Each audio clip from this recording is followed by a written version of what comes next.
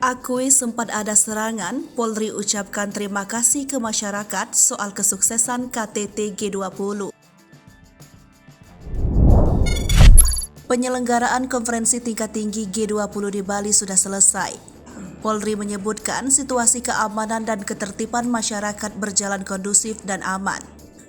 Kadif Humas Polri Irjen Dedi Prasetyo mengatakan bahwa selama proses KTT G20 secara umum situasi berjalan kondusif dan tak ada kejadian yang menonjol.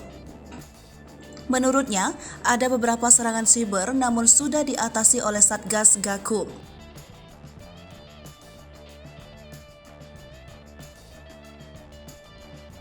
Ia mengucapkan terima kasih kepada masyarakat Bali dan wisatawan yang turut serta menyukseskan penyelenggaraan KTT G20.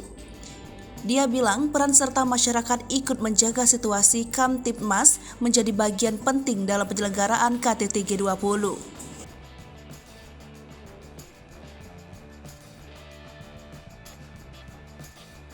Tak hanya masyarakat dan wisatawan, ia juga mengucapkan terima kasih kepada pecalang dan instansi terkait lainnya yang ikut terlibat langsung membantu pengamanan di Bali.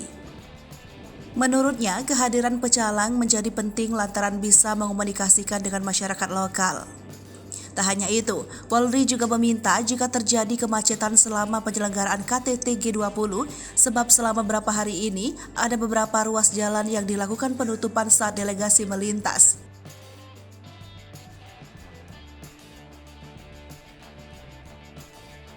Dalam hal pengamanan, Dedi menuturkan Polri juga mengkoordinasi dengan kementerian atau lembaga lainnya seperti BSSN, BIN, BNPB, BMKG, dan lainnya.